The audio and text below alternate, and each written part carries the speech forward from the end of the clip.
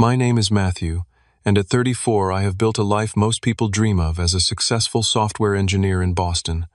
Growing up as the middle child, I was never the favorite, just the awkward kid my family tolerated.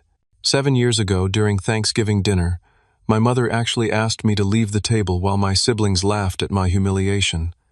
Now they are desperately trying to reconnect, but only because they need something from me. Before I tell you how I taught them a lesson they will never forget, let me know where you are watching from in the comments. Hit that like and subscribe button if you have ever had to stand up to family who did not appreciate you. I grew up in what looked like a typical middle-class family in a quiet Minneapolis suburb. Our house was nothing special. A 2-story colonial with a basketball hoop in the driveway that my brother Jason used constantly while I watched from my bedroom window. My family consisted of my stern father Richard, who worked as a small business owner selling insurance, my controlling mother Karen, who micromanaged our lives while maintaining her image as the perfect suburban mom, my older brother Jason, who was 3 years my senior, and my younger sister Amanda, 2 years behind me. From the beginning, the family dynamics were crystal clear. Jason was the golden child, the athletic star who collected trophies in football, basketball, and baseball. Every weekend, my parents drove him to tournaments across the state, their faces beaming with pride. Amanda was the princess, cute, popular, and charming in ways I could never master. She had my mother wrapped around her finger with her ballet recitals and social butterfly personality. And then there was me, the middle child, fascinated by computers and technology, in an era when these interests were considered purely nerdy and antisocial. While Jason brought home sports medals and Amanda brought home friends, I brought home perfect report cards and computer programs I had written.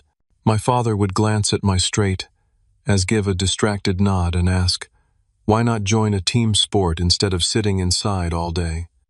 Our family traditions reinforced my outsider status. Summers meant camping trips where Jason would lead hikes, while I struggled to keep up earning eye rolls from my father. Family game nights featured competitive sports trivia, where I could never contribute. Holiday gatherings became showcases for my siblings' talents, while I sat quietly in the corner, already learning my place in the family hierarchy. I remember my 10th birthday with painful clarity. I had been dropping hints for weeks about a new computer game I wanted. The day arrived and my parents seemed distracted. At dinner there was no cake, no presents. When I finally asked, my mother's eyes widened. "Oh, Matthew, was that today? I am so sorry, but we have been so busy preparing for Jason's regional hockey tournament tomorrow. They promised to celebrate the following weekend, but it never happened." That night I cried silently in my room, while listening to them pack Jason's gear, their voices excited about the upcoming competition. As I moved through middle school and high school, I tried desperately to gain their approval through academic achievements. I joined the math team and computer club, winning state competitions, and even getting featured in the local newspaper for a program I developed that helped the school library catalog their books more efficiently. My mother hung the article on the refrigerator for exactly 3 days, until it was replaced by a photo of Amanda at her dance recital. I developed a coping mechanism that would define my youth, retreating into my tech projects and the online communities where people actually valued my contributions. In my bedroom, surrounded by computer parts and code books, I found a sanctuary where I could excel without judgment. The internet became my real home, where strangers praised abilities my family dismissed. There were countless incidents that reinforced my role as the family afterthought. When I was 14, I spent weeks preparing for a science fair where my computer program won first place. That evening, my mother attended Amanda's chorus concert instead of my award ceremony. When I showed her the blue ribbon later that night, she said, "That is nice, Matthew, but did you have to wear that wrinkled shirt? You know how I feel about first impressions." The pattern continued throughout high school. My parents attended every one of Jason's football games, but made it to exactly 2 of my academic competitions over 4 years. They blamed work schedules, other commitments, or simply forgot. Meanwhile, they rearranged their entire calendar around Amanda's social calendar and Jason's sports requirements. Somehow, I also became the family scapegoat. If something went missing, I was accused first. If a decision turned out poorly, I should have spoken up sooner. If a family gathering felt awkward, my antisocial attitude was to blame. Once when Jason broke my mother's favorite vase while tossing a football indoors, something he had been told repeatedly not to do, she still found a way to blame me for distracting him by walking through the room. The one bright spot in my childhood was my grandfather, my father's dad. A retired electrical engineer, he recognized my passion for technology and encouraged it wholeheartedly. During summer visits to his house, he would work with me on small electronic projects, teaching me to solder circuits and explaining how different components work together. "You have a gift, Matthew," he would tell me. "Someday that brilliant mind of yours will take you places your family cannot even imagine." When I was 16, my grandfather passed away suddenly from a heart attack. At the funeral, I stood apart from my family, my grief, a private thing they could not understand. I had lost the one person who truly saw me. That night, as relatives gathered at our house, I overheard my mother telling her sister Matthew, hardly shed a tear at the funeral. He always was the unemotional one. She had no idea that I had been crying for hours alone in my room, clutching the multimeter my grandfather had given me for my birthday that year, the only birthday gift anyone had remembered. By the time I graduated high school, I had secured a scholarship to study computer science at a prestigious university in California. My parents seemed relieved that I would be going so far away, though they framed it as concern. "Are you sure you will be okay so far from home?" my mother asked, though she had encouraged both Jason and Amanda to apply to colleges within driving distance. The subtext was clear: I was the child they worried about, least the one they could afford to have at a distance. I left for college with a mixture of relief and lingering hope that perhaps distance would make my family appreciate me more. That hope would eventually lead me back home for the Thanksgiving dinner that would change everything. By my senior year of college, I had almost completely adjusted to life away from my family. I had found my place among fellow computer science students who respected my abilities and shared my interests. The constant need for parental approval had faded, somewhat replaced by genuine friendships and academic success. That November, I received incredible news. After a grueling series of interviews, I had been offered a prestigious internship at one of the top tech companies in the country, a position that typically led to full-time employment with a six-figure starting salary. It was the opportunity of a lifetime validation of all the hours I had spent coding while my brother played sports and my sister socialized. I decided to share the news in person during Thanksgiving break rather than over the phone. Perhaps naively, I thought this achievement might finally earn me the recognition I had sought for years. I flew back to Minneapolis with a lightness in my step I had not felt in years around my family. Our house was exactly as I remembered it. Jason's sports trophies prominently displayed in the living room, Amanda's dance photos covering an entire wall, and my academic awards nowhere to be seen. My mother greeted me with her usual distracted hug, immediately asking if I could help set up the dining room for the extended family that would be joining us. Thanksgiving dinner was always an elaborate affair in our household. My mother spent days preparing, viewing the meal as a reflection of her worth as a homemaker. This year, 15 people squeezed around our dining table. My immediate family, both sets of grandparents, minus my paternal grandfather, whose absence I still felt acutely, my mother's sister, and her husband, and 3 cousins around my family age. I helped with preparations all morning, waiting for the right moment to share my news. Every time I tried to speak with my parents, they were too busy, my father watching football with Jason, my mother directing kitchen operations with Amanda as her loyal assistant. Even then, I noticed how they included my siblings in meaningful ways, while assigning me menial tasks like setting out napkins and filling water glasses. Finally, we gathered around the table. My father carved the turkey while my mother beamed at her perfect family tableau. The conversation flowed around me, my aunt asking Amanda about her sociology classes at the state university, my uncle discussing the football season with Jason and my father. I waited patiently for a natural opening. Just as I was about to speak up during a brief lull, my mother turned to Jason with a broad smile. "Jason, did you not say you had some exciting news to share with everyone?" Jason straightened up his chest, puffing slightly. "Yeah, actually. Coach called yesterday. I have been offered a full football scholarship for my master's program. They want me to stay on as assistant coach while I study sports management." The table erupted in congratulations. My father clapped Jason on the back so hard it would have sent me sprawling. "That is, my boy, Always knew you would go far." My mother actually dabbed at her eyes with her napkin. "We are so proud of you, honey. This calls for a toast."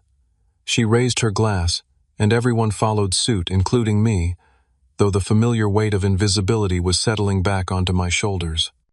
After several minutes of discussion about Jason's bright future, questions about the program, and reminiscing about his athletic achievements, the conversation finally shifted to my cousin's new job. I saw my opportunity and cleared my throat. "I actually have some news too," I said, trying to match Jason's confident tone. "I have been offered an internship at Quantum Tech for after graduation. It is really competitive. They only take 5 students nationwide each year." There was a moment of silence, and I felt a flicker of hope. My father frowned slightly. "Quantum, what? Is that one of those startup companies?" "No, Dad. It is one of the largest tech companies in the world. Their internship program is famous in the industry. Most interns get hired permanently with starting salaries around $100,000. My mother tilted her head. $100,000 for playing with computers all day. That seems excessive, does it not? The dismissal in her tone was unmistakable. I felt heat rising to my face but tried to maintain my composure. I would not be playing mom. I would be developing software that millions of people use every day. My aunt, perhaps sensing the tension, attempted to help. "That sounds impressive, Matthew. Is this what you have been studying for?" Before I could answer, Jason snorted. "Matt has always been glued to a screen. At least now he might make some money from it."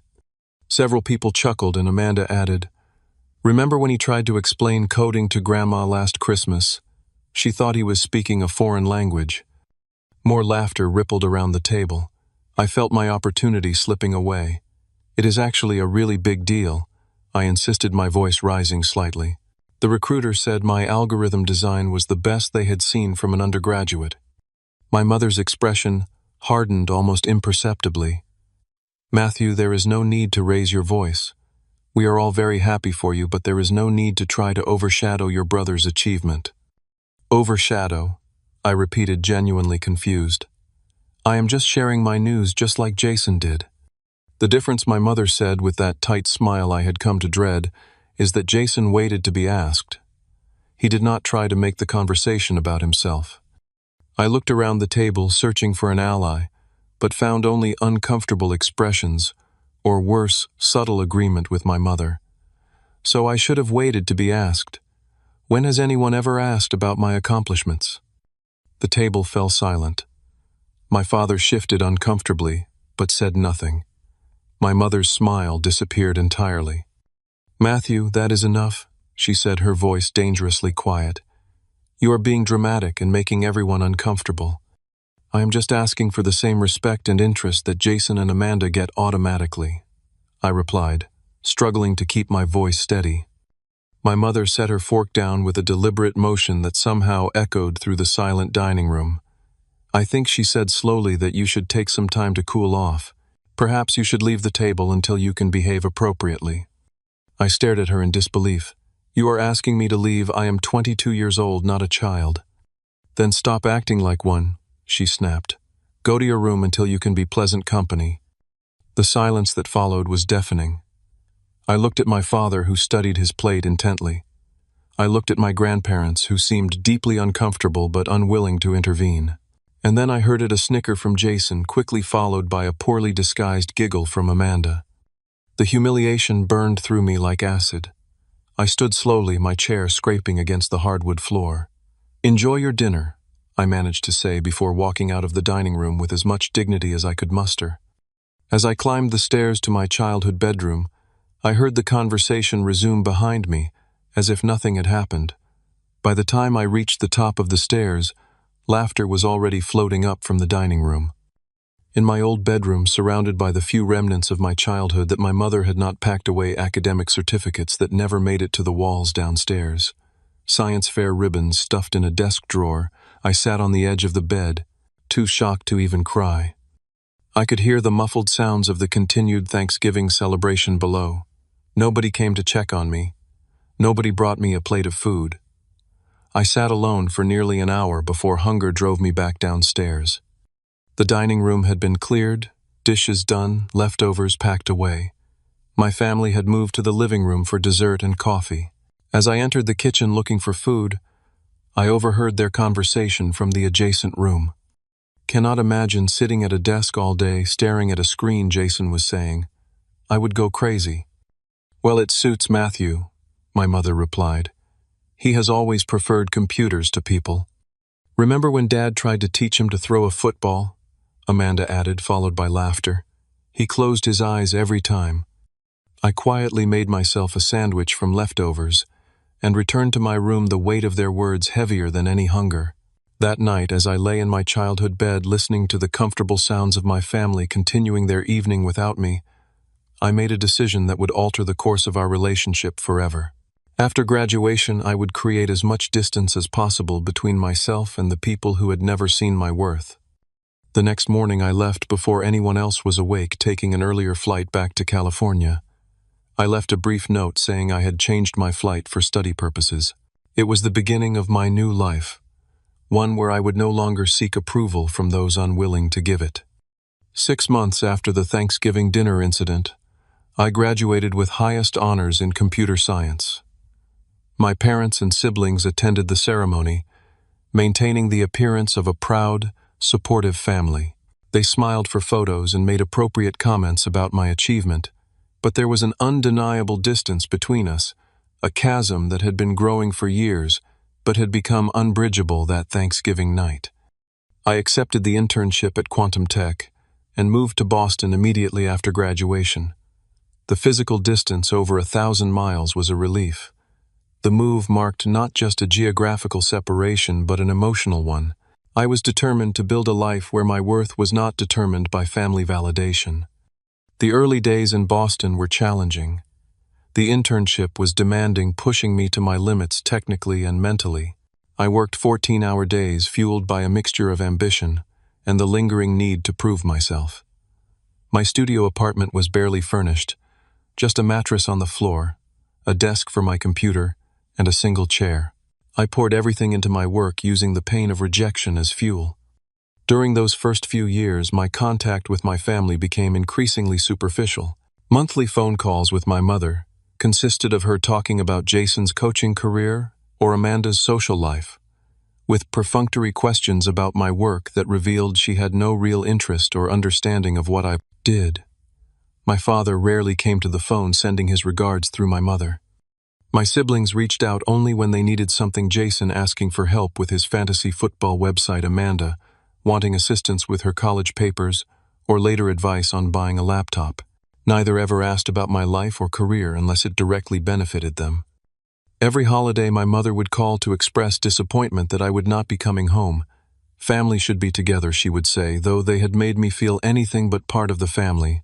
I made excuses about work demands or travel costs, but the truth was, I could not bear to return to a house where I felt like an unwelcome guest. Meanwhile, my career began to flourish. After the internship, Quantum Tech offered me a full-time position as a software engineer, with a salary that exceeded even my expectations. Within 2 years, I had developed a security protocol that became standard across the company's platforms, earning me my first industry recognition. By my 28th birthday, I had been promoted to senior engineer, leading a team of developers on a project that would eventually generate millions in revenue.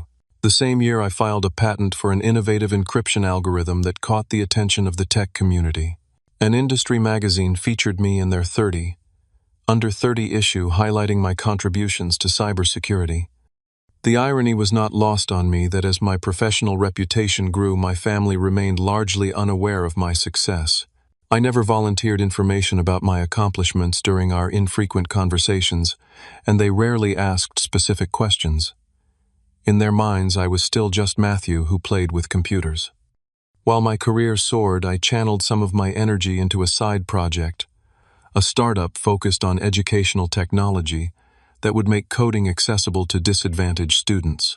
Working nights and weekends with 2 like-minded colleagues, we developed a platform that attracted attention from venture capitalists. 3 years after inception, we secured $3 million in funding. As my financial success grew, so did my personal support network. The colleagues who had become friends understood me in ways my family never had, appreciating my technical mind, my dry sense of humor, my dedication to excellence. We celebrated achievements together, supported each other through challenges, and created the kind of bonds I had always craved. I formed particularly close friendships with David, a brilliant UI designer who shared my passion for educational technology, and Rachel, a marketing executive whose warmth and emotional intelligence helped me navigate social situations that had always been challenging for me. Together with a few others, they became my chosen family, people who valued me for exactly who I was. My personal life was not without complications, however. I briefly dated Melissa, a talented graphic designer who worked with our startup. For 6 months, things were promising. She was intelligent, creative, and seemed to understand my dedication to work. But as we grew closer, my inability to fully trust and open up became an insurmountable obstacle. When she ended things, her words cut deep. "It is like there is a part of you that is locked away, Matthew. I cannot be with someone who will not let me in completely." Her observation led me to therapy, where I began the slow, painful process of addressing the family trauma that had shaped me. Dr. Harrison helped me understand that my drive for success was partially fueled by a desire to prove my worth to people who might never recognize it. "What would success look like," he asked in one session, "if it was not about proving anything to anyone?" That question changed my perspective. I began to pursue achievements for my own satisfaction rather than as a form of validation. I allowed myself to enjoy the fruits of my labor, moving from my sparse apartment to a waterfront condo with floor-to-ceiling windows overlooking Boston Harbor. I bought comfortable furniture, invested in art that spoke to me, created a home that reflected who I had become. By my 32nd birthday, both my career and startup had reached new heights. The educational platform had been implemented in over 200 schools nationwide, and I had been promoted to principal engineer at Quantum Tech. My financial situation was secure enough that I could have retired early if I had wanted to, though work remained my passion. I also discovered a new purpose that brought unexpected fulfillment, mentoring young programmers from backgrounds similar to mine. I established a scholarship program at a local community college and volunteered weekends at a coding camp for high school students. Watching these young people discover their potential reminded me of my grandfather and how his belief in me had been a lifeline during my childhood. Through all these years of growth and success, one thing remained constant. My family had no real knowledge of the life I had built. They knew I worked in computers in Boston and seemed to be doing well, but had no concept of the extent of my professional achievements or financial success, and I preferred it that way. The distance I had created was a form of protection, a boundary that kept me safe from their judgment and dismissal. Little did I know that this carefully maintained separation was about to collapse, bringing my past and present into direct, unavoidable collision. It was a Tuesday evening in October, nearly 8 years after the Thanksgiving dinner incident, when my phone rang with a Minnesota area code I recognized immediately. Seeing Amanda's name on the caller ID was surprising. My sister typically communicated through occasional text messages rather than calls. "Matthew, hey, it is Amanda. How are you?"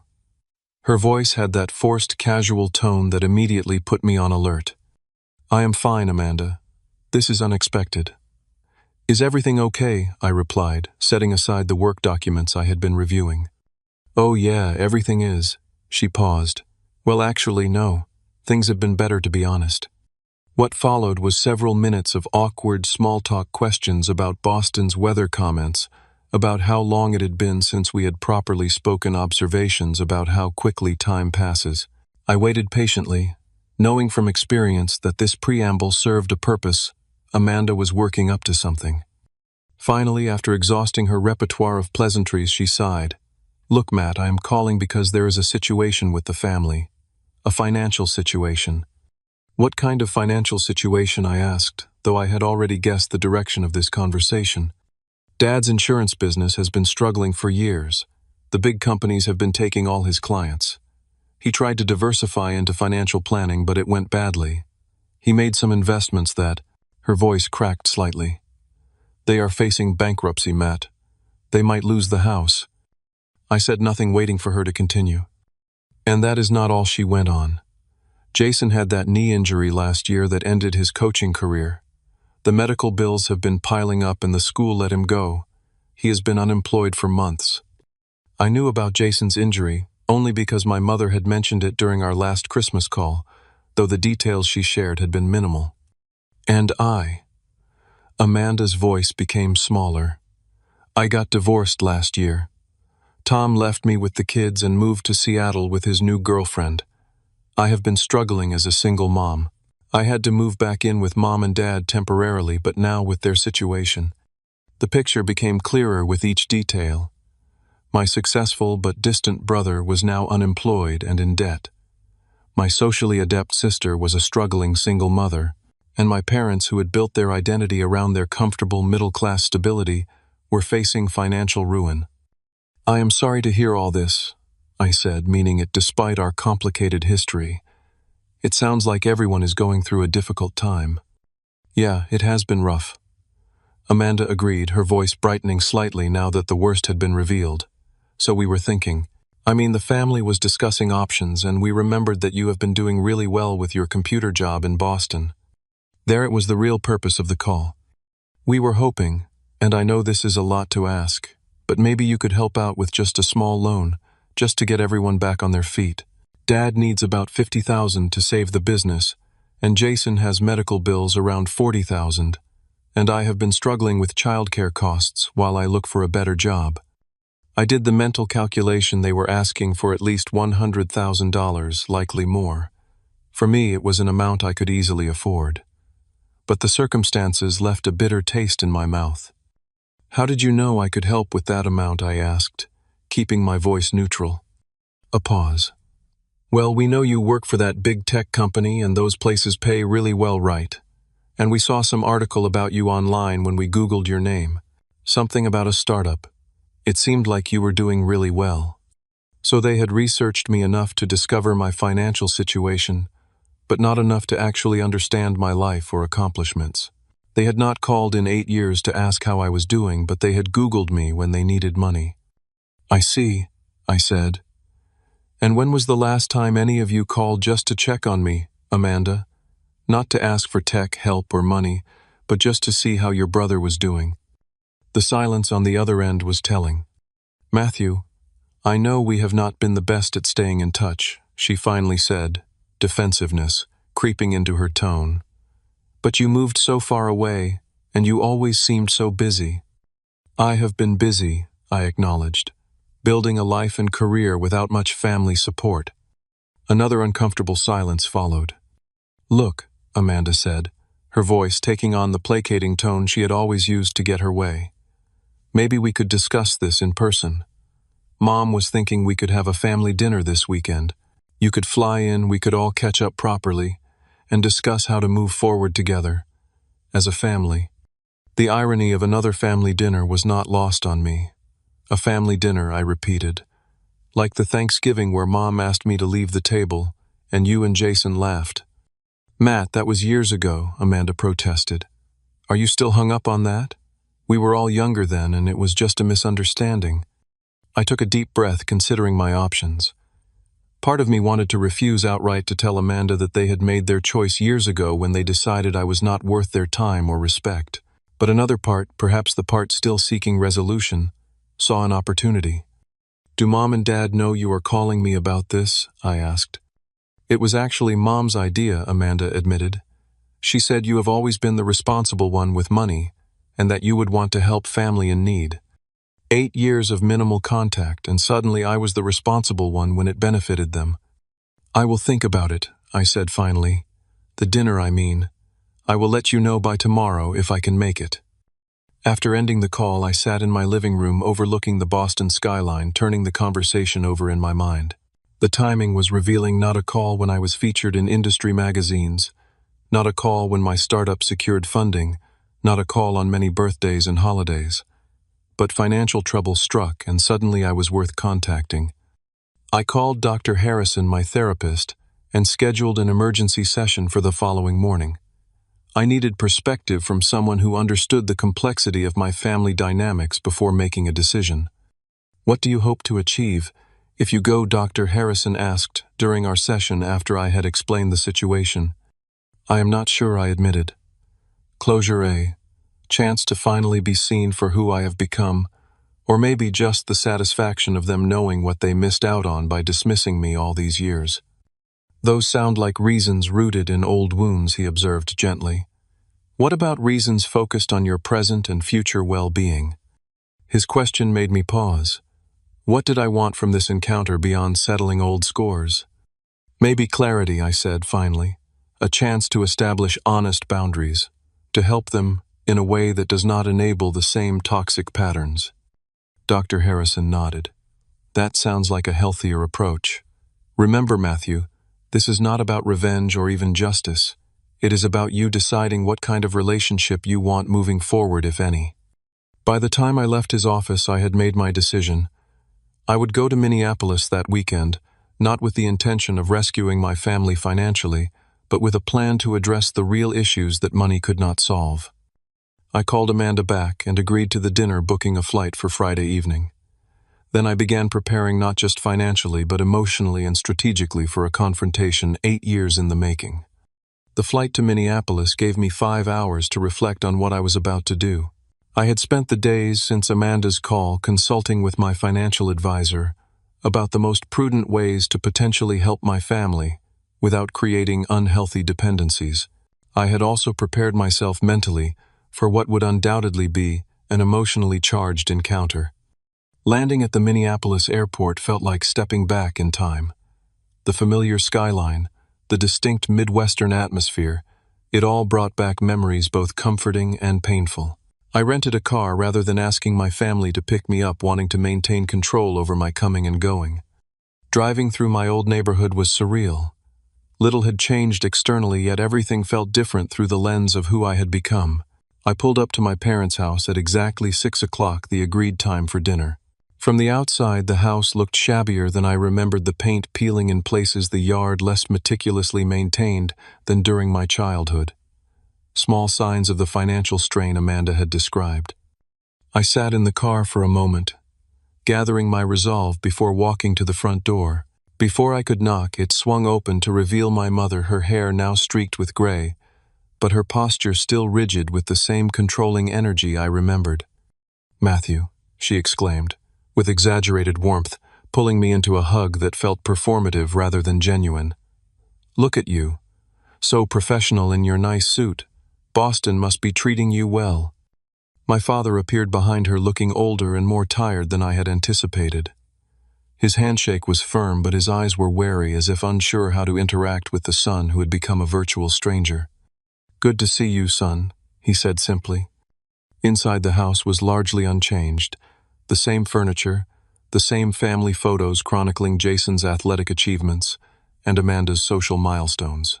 I noticed with a pang that the few photos including me were from childhood. None reflected my adult life or accomplishments. Jason was sitting in the living room, his injured leg propped on an ottoman. He had gained weight since I last saw him, his former athletic build softened by inactivity. His greeting was overly hearty, a backslapping hug that seemed designed to establish the same dominance he had always asserted in our relationship. "The tech genius returns," he boomed. "Man, you look like one of those Silicon Valley types now. Guess all that computer stuff paid off, huh?"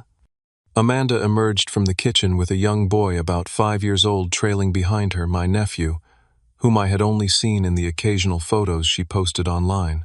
She looked more like our mother than I remembered, her face showing the strain of recent difficulties despite her attempt at a bright smile.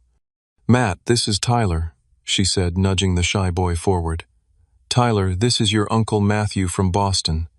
The boy gave a hesitant wave, clearly having no real concept of who I was, an uncle who had never been present in his life. Dinner was a strange performance of normalcy. My mother had prepared all my supposed favorite dishes, though she had mixed up several of my preferences with Jason's, a telling detail that spoke volumes. Around the dining table, the same one where the Thanksgiving incident had occurred, the conversation was artificially upbeat, everyone avoiding the obvious reason for my visit. "Matthew, tell us about Boston," my mother prompted, as she served what she incorrectly remembered as my favorite dessert. "Your apartment must be lovely." "It is actually a condo," I corrected. "On the waterfront." Waterfront, my father exclaimed. Must be doing very well for yourself then. I have been fortunate, I replied neutrally. My work has been well received. And what exactly do you do again? Jason asked, though his tone suggested limited actual interest. Something with computer security, right? I am a principal engineer at Quantum Tech, specializing in encryption and security protocols, I explained. I also co-founded an educational technology company that provides coding education to underserved schools. My mother's eyebrows rose slightly. My goodness, that sounds important. You always were clever with technical things. The conversation continued in this vein. Surface-level interest in my life, exaggerated compliments about my success, careful avoidance of any meaningful topics. I noticed they asked no specific questions about my work accomplishments, friends, or personal life. Their interest extended only to the aspects of my life that might benefit them. After dinner, as we moved to the living room for coffee, I found myself sitting in the same position I'd occupied during holidays, growing up slightly removed from the central family grouping on the periphery both physically, conversationally. Finally, my father cleared his throat, signaling the transition to the real purpose of the gathering. Matthew, I am sure Amanda has filled you in on some of the challenges our family has been facing. I nodded but said nothing, waiting. Your mother and I, he continued, looking uncomfortable, we have worked hard all our lives. Never thought we would end up in this position. The business has been struggling for years, but we kept thinking things would turn around. My mother jumped in. We have remortgaged the house twice already. The bank will not extend any more credit. We are 3 months behind on payments. Jason leaned forward, wincing slightly as he shifted his injured leg. And my medical situation wiped out my savings. Insurance covered some, but I still owe over $40,000. Plus, I cannot work in coaching anymore with this knee. I am looking at having to completely start over career-wise at 37. Amanda added her part, describing her divorce, childcare costs, and the struggle to find employment that would cover her expenses. Tyler has some special educational needs too, she explained, glancing at her son who was playing quietly in the corner. The assessment and therapy costs are overwhelming. They laid out their financial situation in detail, a combined need of approximately $150,000 to clear debts, save the house, and provide a cushion for fresh starts. We know it is a lot, my mother said, her voice taking on the authoritative tone I remembered from childhood. But family helps family, and you have done so well for yourself. Jason added with a chuckle that did not quite mask his resentment. Yeah, little brother, finally being useful to the family, right? Amanda shot him a warning look before turning to me with a practiced smile. We figured it would not even be much money for someone like you, considering your position and that startup thing you mentioned. My mother nodded in agreement. Family is family, Matthew. We have always been there for each other. That last statement, so blatantly contrary to my experience, was the catalyst that broke my measured silence. Have we? I asked quietly. Been there for each other, I mean. The room fell silent. My mother's smile faltered slightly. Of course we have, she insisted. We are a close family. Are we? I continued, keeping my voice calm and even. When was the last time any of you called just to see how I was doing? Not because you needed tech support or money, but because you cared about my life. My father shifted uncomfortably. Jason rolled his eyes. Amanda looked down at her hands. Matthew, my mother said with a hint of warning, if this is about that Thanksgiving dinner years ago. It is not just about one dinner, I interrupted. Though being humiliated and asked to leave the table for sharing good news was certainly a defining moment. You were being disruptive, my mother defended. And that was what, 7-8 years ago? Are you still hung up on that? I am not hung up on it, I clarified. I am pointing out that it was a symptom of a pattern that has defined our family dynamic my entire life. A pattern where Jason and Amanda received automatic support, interest, and validation while I received criticism, dismissal, and indifference. Jason scoffed. Here we go with the middle child syndrome. Poor Matthew, so neglected. Jason, my father warned, surprising me by actually intervening. I turned to my brother. When I was going through college, did you ever once call to ask how I was doing? When I got my first job, Did you congratulate me? When my startup was featured in Tech Innovator magazine, did you notice? Jason had no response. Amanda, I continued, in the past 5 years you have texted me 17 times. 15 were asking for tech help with your computer or phone. 2 were Christmas greetings sent to the entire family. Not once did you ask about my life. We have all been busy, she protested weakly. And Mom, Dad, I said, turning to my parents, did you know I filed a patent 3 years ago that I created a scholarship program for disadvantaged students, that I was named one of the top 30 technologists under 30 in the country did? You know, I bought a waterfront condo, or that my startup received $3 million in venture funding. My parents exchanged uncomfortable glances. We knew you were doing well, my father started. You knew nothing about me, I stated flatly, because you never asked. I was the child you never had to worry about, which became the child you never thought about at all. That is not fair, my mother, said her voice hardening. We have always loved all our children equally. Love is not just a feeling, Mom.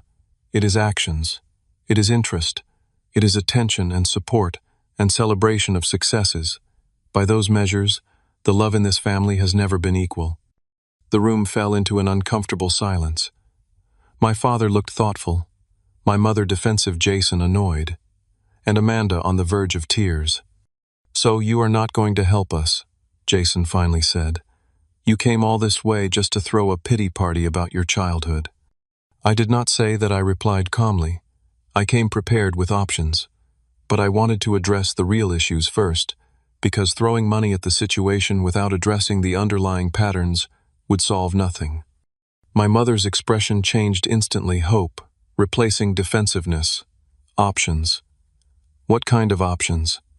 It was time to present what I had spent the week preparing. The moment of truth had arrived.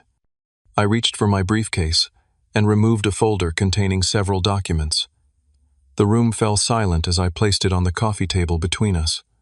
I have given this situation a lot of thought. I began, my voice steady and professional, and I have come prepared with 2 options for your consideration. I opened the folder and removed a check, $150,000 made out to my father. I placed it on the table where everyone could see it. My mother gasped audibly. Amanda's eyes widened. Jason leaned forward, a smile spreading across his face. Option 1, I said, gesturing to the check. The full amount you need to clear your debts, save the house, and provide some cushion for fresh starts. My father reached for the check, but I gently placed my hand over it. There are conditions. Conditions, my mother repeated, her tone immediately suspicious. I nodded. 4 specific conditions, actually. I removed another document from the folder. First, I would need a written apology from each of you, acknowledging the patterns of favoritism and dismissal I have experienced throughout my life. Jason scoffed, but I continued undeterred. Second, our family would commit to 1 year of monthly family therapy sessions to address these dysfunctional patterns. I would cover the cost of these sessions. My mother's expression hardened. Therapy. That seems rather dramatic, Matthew. Third, I continued regular family contact that is not centered around money or what I can do for you. Monthly video calls where we genuinely check in with each other's lives. And fourth, my father asked, his voice quieter than the others. Fourth, we would volunteer together at a community center in Minneapolis that helps disadvantaged youth once a month for 1 year. It would give us structured time to rebuild relationships while helping others. The room fell silent as they absorbed these conditions. So basically you want to control us, Jason said finally. Hold your money over our heads and make us jump through hoops. That is not, I began, but my mother cut me off. I have to agree with Jason, she said, her voice tight with controlled anger. These conditions seem designed to humiliate us and establish your control over the family. After all these years away, you come back and think you can dictate terms to us. The conditions are not about control, I explained calmly. They are about addressing the root causes of our family dysfunction so that any financial help actually leads to healing rather than enabling unhealthy patterns. They are ridiculous, Jason insisted. Therapy, written, apologies. What are we, children? Amanda, who had been quiet, finally spoke. "Matt, if you really loved us, you would just help without all these strings attached." I had anticipated this reaction.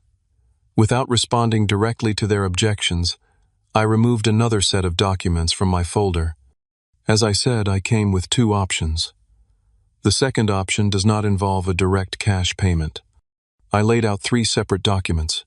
Instead of giving you money directly, I would provide targeted assistance. For Jason, I would pay for career counseling and retraining in sports management or physical therapy fields where your experience would still be valuable despite your injury. Jason frowned but did not immediately object. For Amanda, I would establish an education fund for Tyler to cover his special needs and future college expenses. I would also connect you with a friend's HR department in Boston, where they are looking for someone with your sociology background. Amanda looked surprised at the thoughtfulness of this approach. And for you, Dad, I continued, turning to my father. I would hire a business consultant to help you either revitalize your insurance business or transition to a more sustainable model. The consultant would work with you for 1 year to implement changes. And what about the house? My mother asked immediately. None of that addresses the immediate problem of the mortgage payments. I would cover 6 months of mortgage payments, I replied. Enough time for these other solutions to begin taking effect. The goal would be to help you all become self-sufficient rather than temporarily bailing you out. My father nodded slowly, seeming to consider this option more seriously than the first. But my mother's expression had grown increasingly rigid. So either we submit to your psychological evaluation and control, or we accept your help on your terms without addressing our immediate needs, she summarized with biting sarcasm. How generous of you, Matthew. Karen, my father, said softly, a warning in his tone. No, Richard, she snapped. I will not sit here and be lectured by my own son about how to run our family. He disappeared for years, and now he returns with his money and his conditions like some kind of savior. I disappeared, I repeated, maintaining my composure despite her escalating anger. Mom, I was the one who was pushed away. I was the one who was told I did not belong at the family table. That was one incident, she insisted. You chose to hold a grudge instead of moving past it. It was not just one incident, I countered. It was a lifetime of incidents. That dinner was simply the breaking point. Jason stood up, suddenly wincing as he put weight on his bad leg.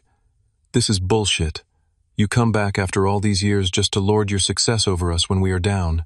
If you wanted to help, you would just write the check without all this psychological crap. I am trying to help in a way that actually addresses the real problems, I explained. Money alone will not fix what is broken in our family. We do not need fixing, my mother exclaimed. We need financial assistance from a son who clearly has more than enough to help without making it into some kind of power play. The conversation was deteriorating exactly as I had feared it might. Amanda sat silently, looking conflicted. Jason continued to stand his posture, aggressive despite his injury. My mother's face was flushed with anger. Only my father seemed to be genuinely considering what I had said. You owe us, Matthew, my mother said, finally, her voice low and intense. We raised you, fed you, put a roof over your head, paid for your education. The least you could do is help your family without all these conditions and judgments. That statement, you owe us, crystallized everything wrong with their perspective. In their view, parental love and basic care were transactional, creating a debt I was now obligated to repay. Love is not transactional, I said quietly. Parents choose to have children. Children do not choose to be born. Providing basic care and education is the minimum responsibility of parenthood, not something that creates a lifelong debt. How dare you? My mother began, but to everyone's surprise, my father interrupted her. He is right, Karen. The room fell silent. My father rarely contradicted my mother, especially in front of others. Richard, what are you saying? She demanded. My father sighed deeply suddenly, looking every one of his 65 years. I am saying Matthew is right. About all of it. We did favor Jason and Amanda. We did dismiss his interests and accomplishments. We did fail to show him the same support and interest we showed the others. My mother stared at him in disbelief. You cannot be serious. I am, he said firmly, and looking back, I am ashamed of it, especially that Thanksgiving dinner. I sat there and said nothing while you humiliated our son in front of the entire family. I have regretted my silence ever since." His admission hit me with unexpected force. After years of therapy and self-reflection, I had come to terms with my family's treatment, but I had never expected any of them, especially my father, to acknowledge it so directly. "Dad, you cannot let him manipulate you like this," Jason protested.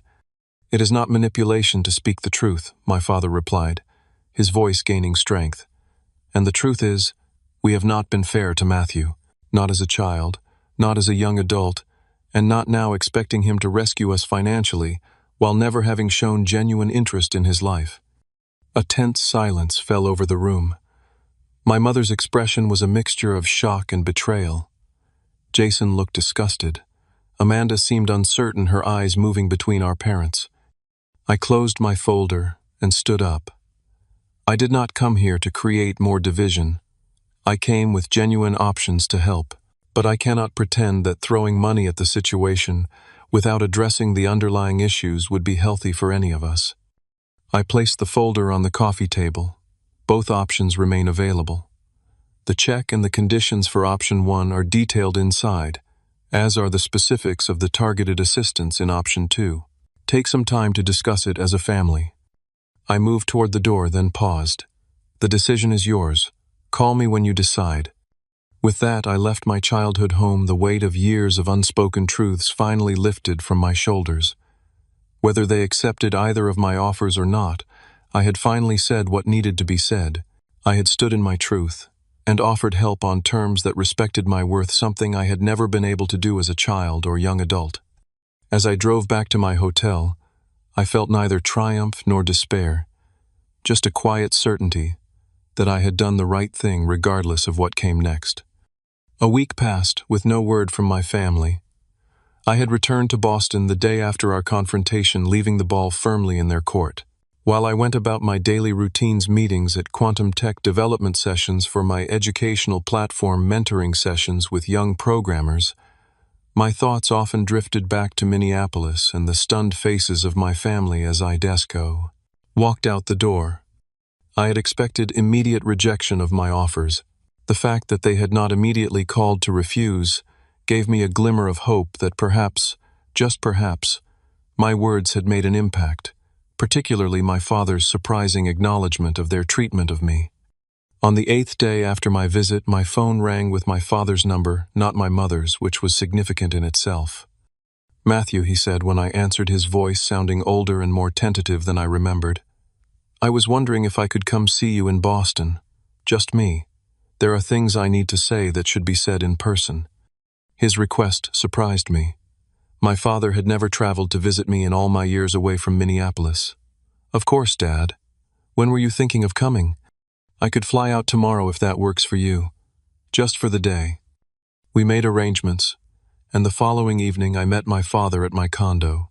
The look on his face, as he took in the floor-to-ceiling windows overlooking Boston Harbor, the tasteful modern furniture, the obvious signs of success, told me he was truly seeing me, perhaps for the first time, as the accomplished adult I had become, rather than the overlooked middle child he had dismissed.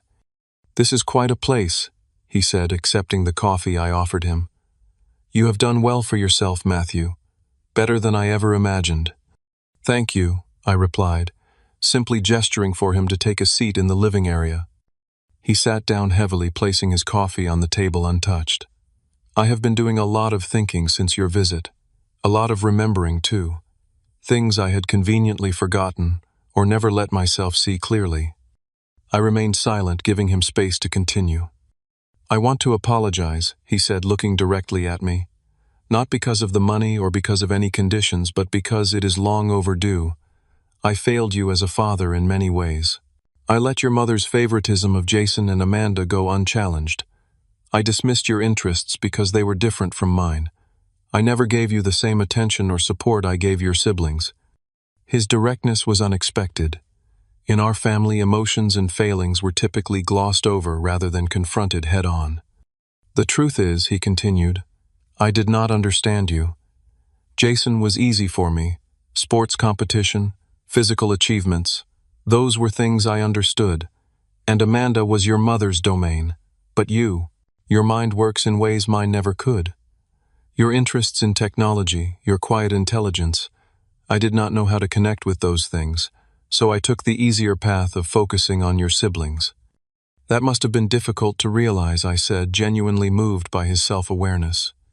Not as difficult as it must have been to grow up feeling invisible in your own family, he replied. That Thanksgiving dinner. I have replayed it in my mind 1,000 times. I should have spoken up. I should have defended you. The shame of my silence has stayed with me all these years. We talked for hours. My father shared perspectives on my childhood I had never heard before, his own insecurities about connecting with a son whose intellect intimidated him, the dynamics of his relationship with my mother that had led to his passivity, his private pride in my achievements that he had never adequately expressed. So what happens now? I asked eventually. Have you discussed my offers with the family? He nodded. That is the other reason I came. After much debate, and I will not pretend it was easy or unanimous, we have decided to accept your second option. I was genuinely surprised. I had expected them to eventually accept the cash with conditions or more likely to reject both offers out of pride. Mom agreed to this, I asked skeptically. Not initially, he admitted. But after I took a hard stand for perhaps the first time in our marriage, she began to see that your approach offers more than just financial relief. It offers a path to genuine independence and self-sufficiency. Over the following months, my relationship with my family began a slow, sometimes painful transformation. My father embraced the business consultation, working diligently with the advisor I connected him with to restructure his insurance business, with a focus on specialized markets the big companies were neglecting. Within 6 months, the business was showing signs of stability. My mother was the most resistant to change. She attended the occasional family video call, but remained defensive and quick to change the subject whenever deeper emotional topics arose. Still, there were small moments of progress. A question about my current projects, a comment on a photo I shared of my Boston neighborhood. Baby steps, but movement nonetheless. Jason initially refused the career counseling, his pride, making it difficult to accept help from his younger brother. But as his financial situation worsened and job prospects remained bleak, he finally relented. The career counselor helped him leverage his sports background and coaching experience into a physical education program developer role at a charter school, a position that accommodated his physical limitations while utilizing his knowledge. Our relationship remained strained, but there was a new undercurrent of grudging respect. During one video call, after describing a successful program he had implemented, he awkwardly added, "Your idea about the career counseling. It was a good call. Better than just giving me money would have been." Amanda was the quickest to adapt. The education fund I established for Tyler gave her immediate peace of mind about his future, and the job lead in Boston eventually resulted in an interview and offer. She decided to remain in Minneapolis to stay close to our parents, but the opportunity boosted her confidence and led to a better position locally. She began to reach out more frequently, and not just for technical assistance. "I never realized how much I relied on you to fix things, without ever seeing you as a person with your own life," she admitted during one conversation. "I am trying to do better."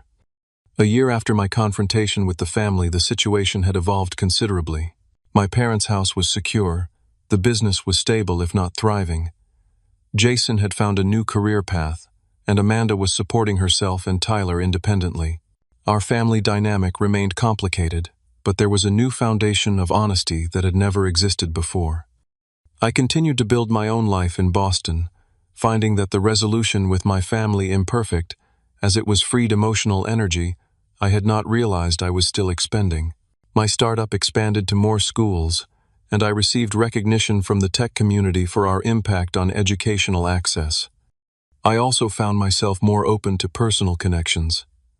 Through a coding mentor program I ran, I met Sarah, a high school computer science teacher with a passion for educational equity. Unlike previous relationships, I found myself able to be vulnerable about my past without fear of judgment.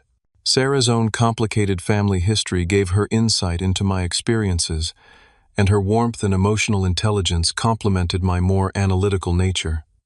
Most importantly, I discovered that my worth was not defined by my family's recognition or lack thereof. The lesson I had given my family was ultimately one I needed to fully embrace myself: that true family is built on respect, genuine interest, and unconditional love, not obligation or blood ties. On a crisp fall evening almost 2 years after that fateful family dinner in Minneapolis, I hosted my first Thanksgiving in my Boston home. My father came, as did Amanda and Tyler. My mother begged off with health concerns, perhaps not ready for the role reversal of being a guest at her son's table. Jason had a prior commitment, but sent a surprisingly thoughtful message.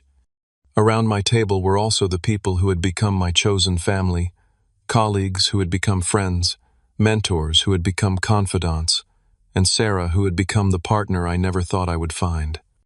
As I looked around at this blend of biological and chosen family, I realized that standing firm in my worth had not only taught my family a necessary lesson, but had opened the door to authentic relationships I might never have developed had I simply played the role of financial savior without addressing the deeper issues. The healing was not complete and perhaps never would be entirely, but I had found peace in the knowledge that I had acted with integrity, offering help that fostered growth rather than enabling old patterns. In doing so, I had also freed myself from the need for validation I had carried since childhood. What do you think about setting boundaries with family? Have you ever had to stand up to relatives who only reached out when they needed something? Share your experiences in the comments below. If this story resonated with you, please hit the like button and subscribe for more stories about setting healthy boundaries and finding self-worth. Remember, sometimes the greatest act of love, both for yourself and others, is having the courage to say no to harmful patterns and yes to genuine growth. Thank you for listening, and may you find the strength to value yourself even when others do not.